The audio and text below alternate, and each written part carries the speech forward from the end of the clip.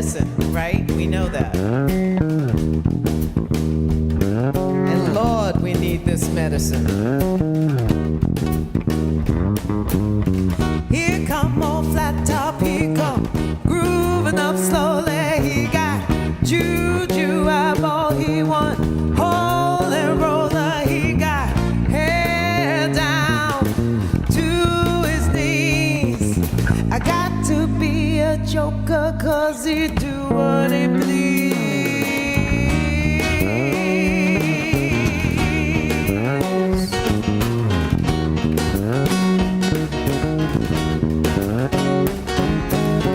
He wear no shoe shine, he got toe jam football, he got monkey finger, he shoot Coca-Cola. He say, I know you, you know me. One thing I can tell you, come together right now.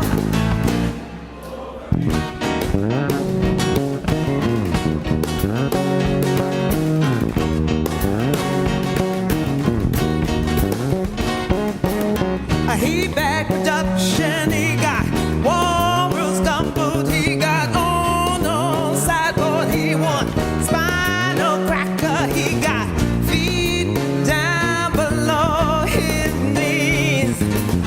Hold you in his armchair till you feel his disease. Come together right now over me.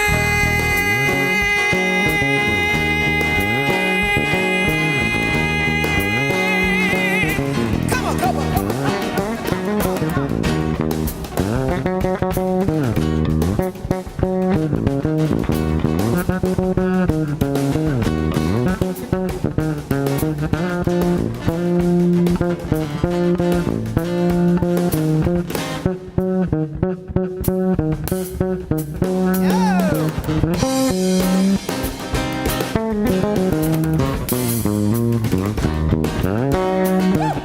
Come on, you got some more.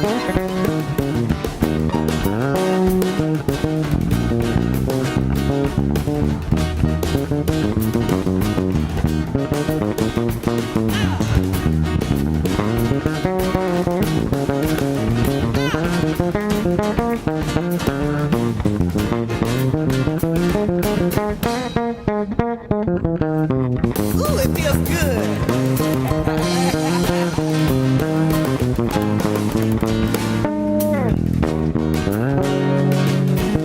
Okay, when the revolution comes, that's the sound I want.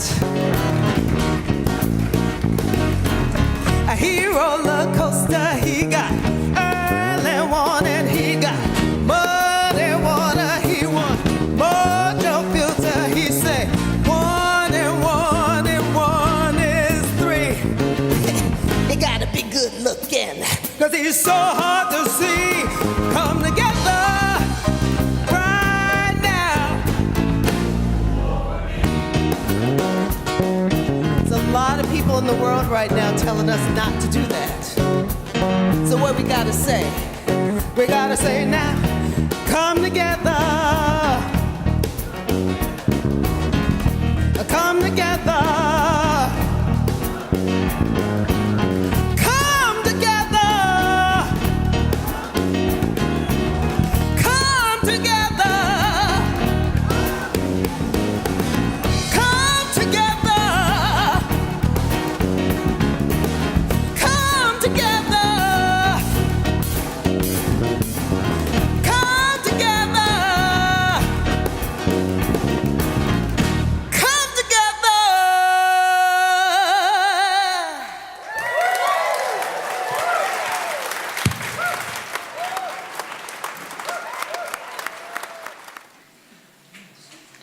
I'll tell you, I learned long ago there's like this natural tendency when one comes into a program or the order of things that you got to be careful of following somebody who's really good. And actually what I've learned is it's really better to follow somebody who's really good. No, I mean seriously.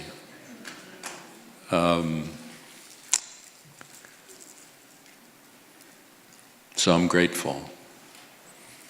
I've also been following Levon around because last week she was at Unity in Linwood, where I was. So actually, she's the reason I'm here today.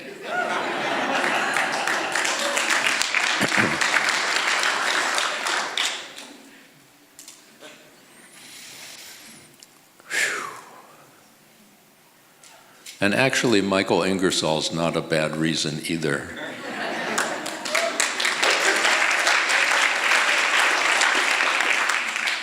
I've been really blessed. There are people here like Beverly and Jal, who I've been dancing with for 25 years. Whew. I came to Seattle when I was 6 years old.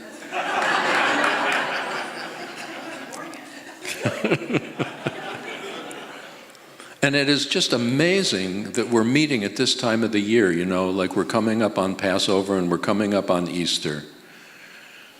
And Passover is my favorite Jewish holiday because it's really radical. It's like a regular holiday trying to hide its radicalness.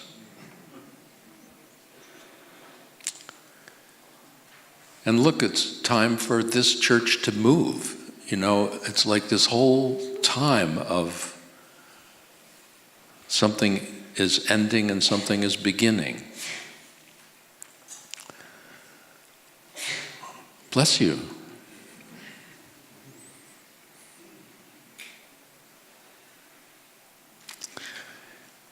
I was speaking many years ago at a church in south of Seattle.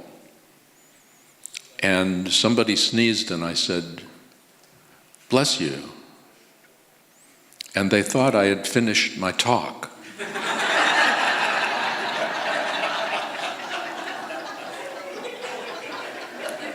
And they applauded. And I had a choice.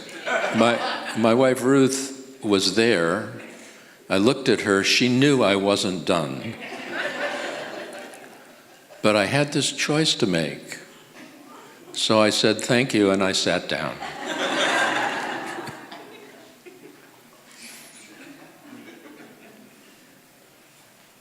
It was kind of like we forget the radical nature of the myth of the Exodus. And by myth, I'm not talking about whether or not it was historically true. I'm talking about it's a bigger story. I mean, look, the Exodus from the enslavement of an ancient Egypt has powered so many other awakenings to the anguish, the pain of enslavement, and supported the journey out of that enslavement. In this country, the African American community utilized that myth to support their own struggles. And probably at every Jewish Seder, every Jewish celebration of Passover in the home, we sing "Go Down Moses" thinking it's a Jewish song. And it's not. It's a song that comes out of the African American awakening to the anguish and the pain and to the way,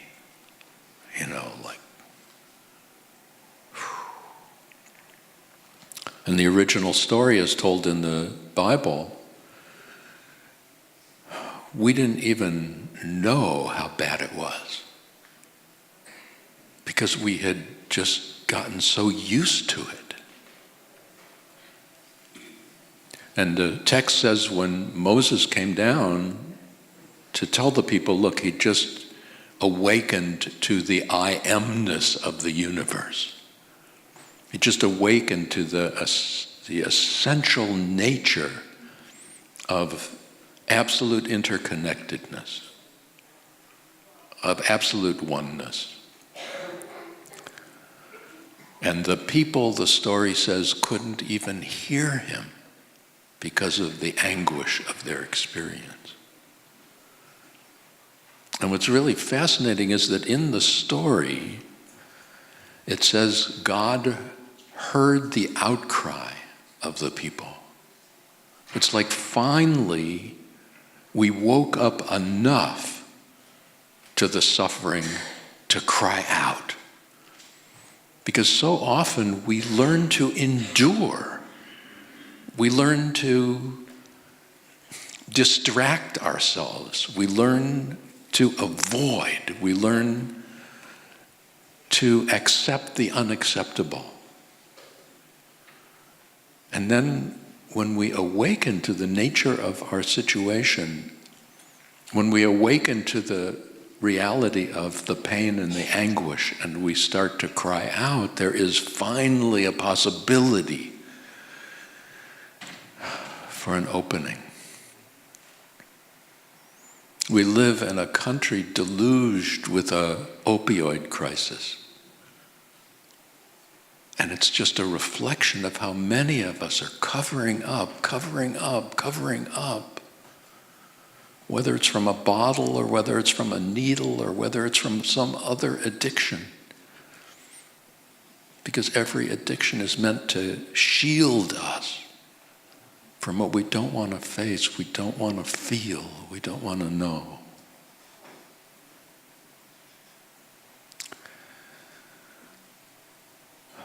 And it's like that incredible scene at the sea. Like we finally leave the enslavement of Egypt. You know the story? I don't know if they allow Christian Science people to read the Bible. I mean, if you read it, are you allowed to let other people know?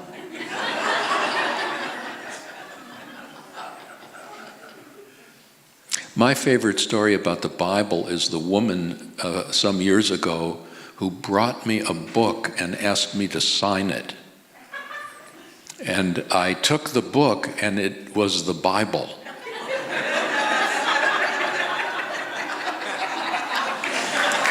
And I said to her, I didn't write this. And she said, I know, but I want you to sign it. And I'll tell you, it took every ounce of self-control not to sign it God.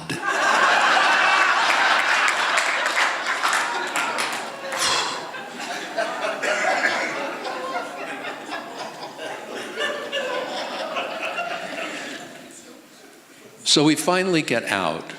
We get out in the middle of the night. The moon is bright. Passover is always the middle of the month because it's always the full moon. And we get as far as the sea. There's a sea. And we stop. What are we going to do? What are we going to do? And all of a sudden, Pharaoh changes his mind and sends out his chariots to get us back, to kill us. And there we are, standing by the sea, the impenetrable sea, and here comes the army to get us. And that's what it's like when we get, people think that opening to our freedom is an easy thing. Oh, yeah. People look at that ancient story and go, wow, why did it take 40 years wandering in the wilderness? And now I don't know how long it's taken you.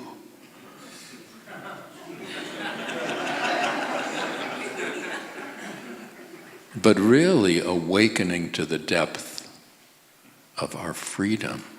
It's not just an outer thing, it's an inner thing. And it's deep. I'll tell you what it's like. It's like the woman who wanted to buy a horse. And she goes to where people go. When you want to buy a horse, you go to a horse dealer, and there's a corral full of horses, and she goes into the corral and she starts walking among the horses. She knows horses. And she finds a horse she wants. Strong, powerful. And she goes to the horse dealer and she says, "That's the horse I want." And he gets a little concerned. He says, "It's a good horse, but there's something you need to know about this horse." And she says, "What?" And he says, "The horse was owned by a very spiritual person." "Okay. Well," says the horse dealer, "the horse has been trained that when you want the horse to go, you say, 'Good Lord.'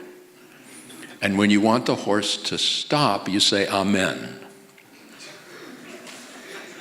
The woman says, "Good Lord, amen. I can remember that." Okay, she buys the horse.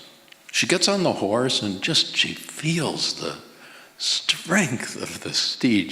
Just that feeling where this is really the horse I want. And she takes the reins and she says, "Good Lord," and the horse takes off. And she says, "Good Lord," and the horse is running like her shirt is now untucked, it's flying in the wind, and she says, "Good Lord," and the horse is just going faster than she's ever gone on a horse. And as she's doing it, she looks ahead and there's a cliff. And she says, "Whoa, whoa," nothing. "Stop, stop," nothing. And finally she remembers, "Amen, amen," and the horse screeches to a halt right before the cliff, and she says, "Good Lord."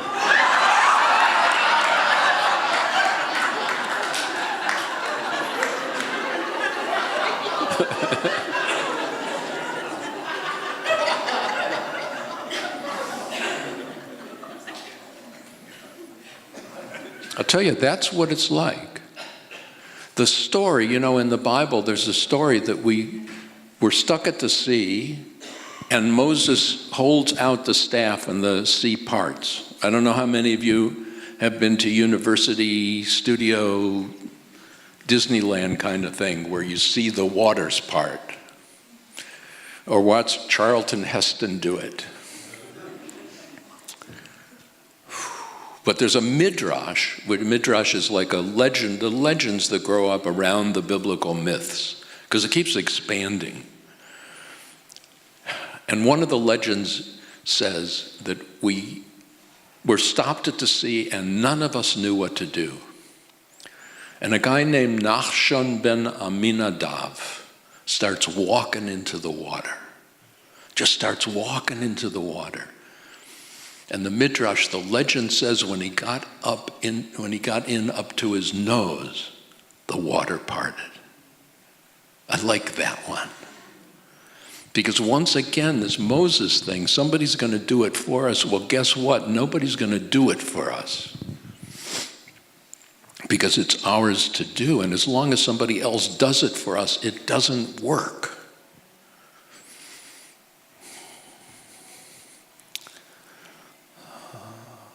And the other thing is, once you jump off that cliff, and once you cross the water, you can't go back. That's a big deal.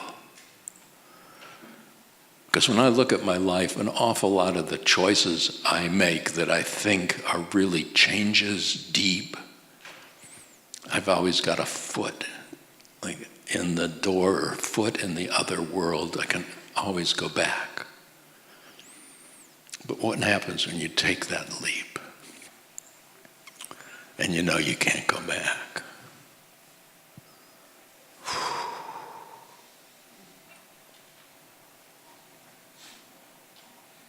It's like, what would you do if you knew you could not fail? What would you do? What would you do in your life right now if you knew you could not fail? And then delete the end of that sentence. Like, what would you do if you were free?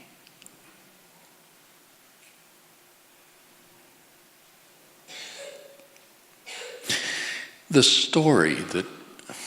story that comes from that ancient myth is a formational story.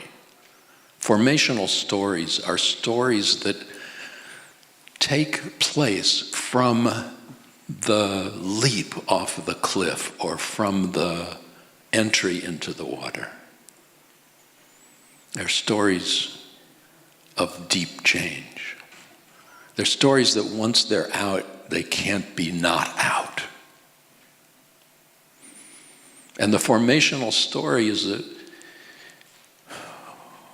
well, it had like 3 parts. The formational story was a story of identity. It's a story of purpose.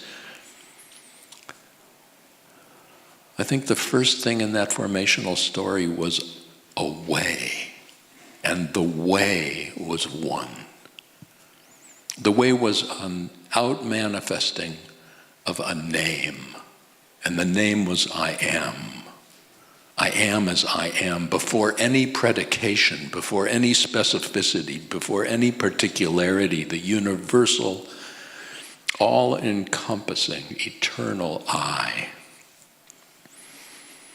Because if truth be told, if there is one, the only pronoun that can legitimately be utilized pointing to that one is first person singular. It's the only unitive pronoun. Every other pronoun demands a duality. A he demands a she, a we demands a they, a me demands a you.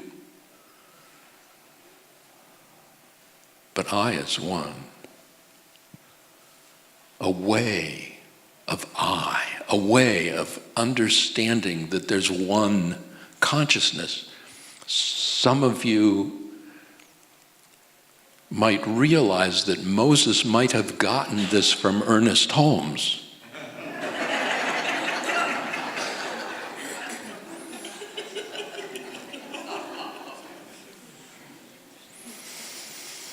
And the other thing that came from that formational story was a people, a community, a way and a people. Half a millennia later, those people would be called Jews.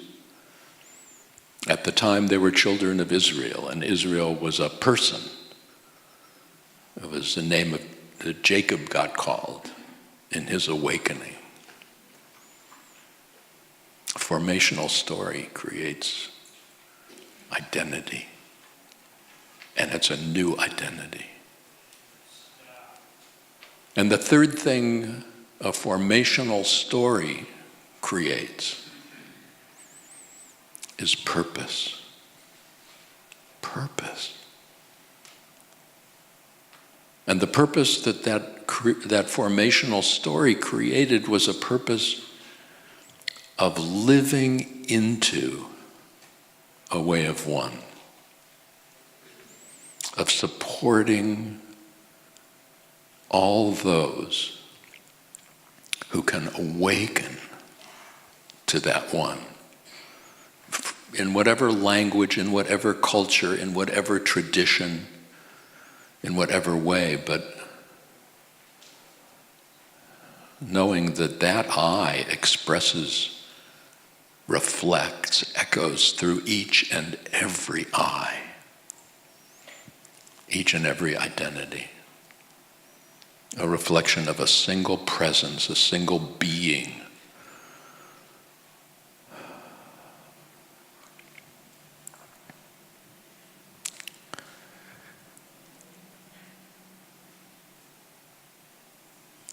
In Jewish tradition, the Passover meal is called a Seder.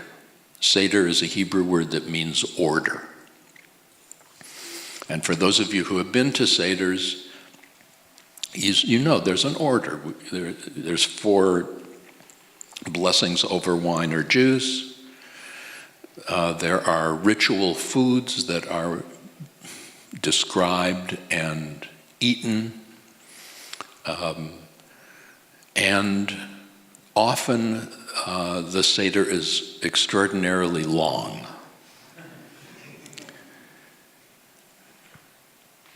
In the Seder, and we don't know exactly how developed the Seder ritual was in the first century.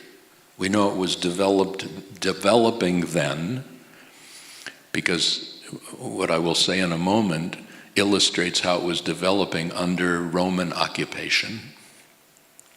And the heaviest consequences of that Roman occupation were in first century. So on what's called the Last Supper, which took place during Passover, how much of the Seder did Jesus lead? I don't know. I do know that when he held up bread, it was matzah. Matzah is unleavened bread. It's actually cardboard masquerading as bread.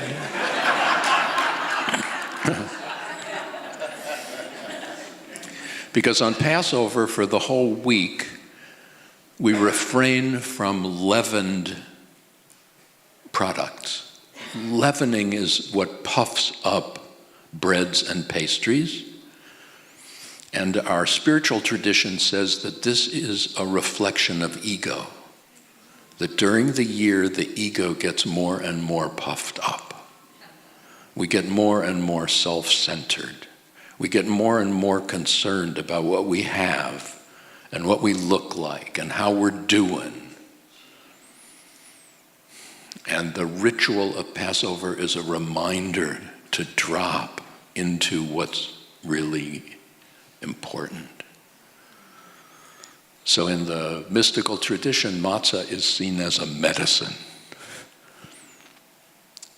required every year because it's a cycle we do.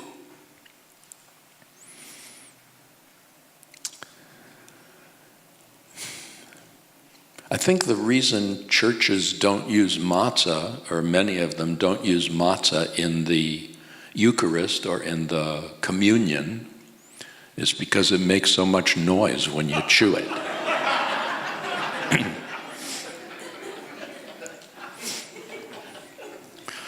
It also reflects a deep separation between Christianity and Judaism, which is terribly unfortunate. I'm not in favor of an amalgamation, homogenization. I think each tradition has precious teachings and purpose. Judaism's a tribal religion which is not meant to be billions of people. You can't do that tribally. It's like a big family.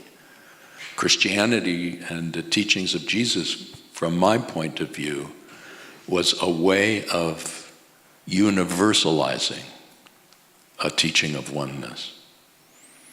And the sad thing about the terrible dimension of separation that occurred is that it has caused untold suffering of my people, and frankly, it has led to incredible forgetting on the part of Christian people.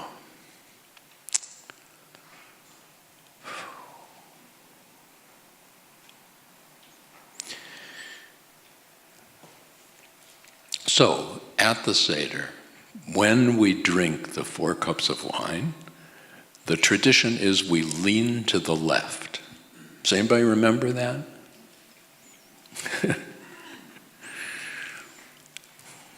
And the Haggadah, which is the book, the telling that contains the order of the Seder, says we do this because this is what free people do. And for those of us who grew up with it, I never found leaning to the left to be particularly comfortable. Why would this be associated with freedom? And then it became clear it was associated with freedom because of the style of Roman noblemen. The Romans were seen as the free people. We were seen as the oppressed and occupied people. And the Roman noblemen ate leaning on their left side and eating with their right hand. That's why there were a lot of very thin left-handed Romans.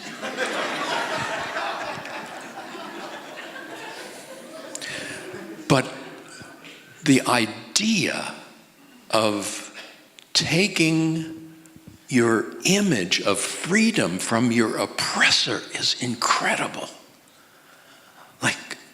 And we do that.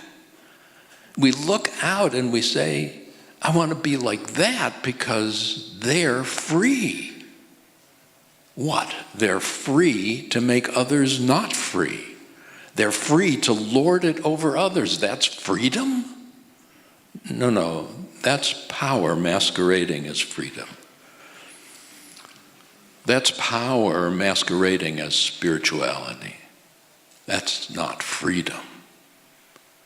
Freedom is open-heartedness. Freedom is welcoming. Freedom is sharing. Freedom is supporting. Freedom is open-hearted. So I'd like to share with you what I have replaced leaning to the left with. Because I wondered, okay, what would be, what could I do that would express clearly freedom? Beyond specific conditions, but true in the moment. True in any moment, true in this moment. So I encourage people to say 4 affirmations. And I'm going to ask you to repeat each one after me. And for me, they're affirmations of freedom. They're affirmations that come after leaping off that cliff. They're affirmations that come after walking into that water. They're affirmations that come after releasing ourselves from the stuckness and from the pain of not following our calling, of not following our promise, of not following our gifts. And here's the first. I am exactly where I want to be. I am exactly where I want to be. I mean, think about that. Isn't that so? Try it again. I am exactly where I want to be. I am exactly where I want to be. I'm doing exactly what I want to be doing. I am doing exactly what I want to be doing. I'm with exactly the people I want to be with. I'm with exactly the people I want to be with. And here's the hardest one. And here's the biggest one. I am exactly the one I want to be. I am exactly the one I want to be. Again, I am exactly the one I want to be.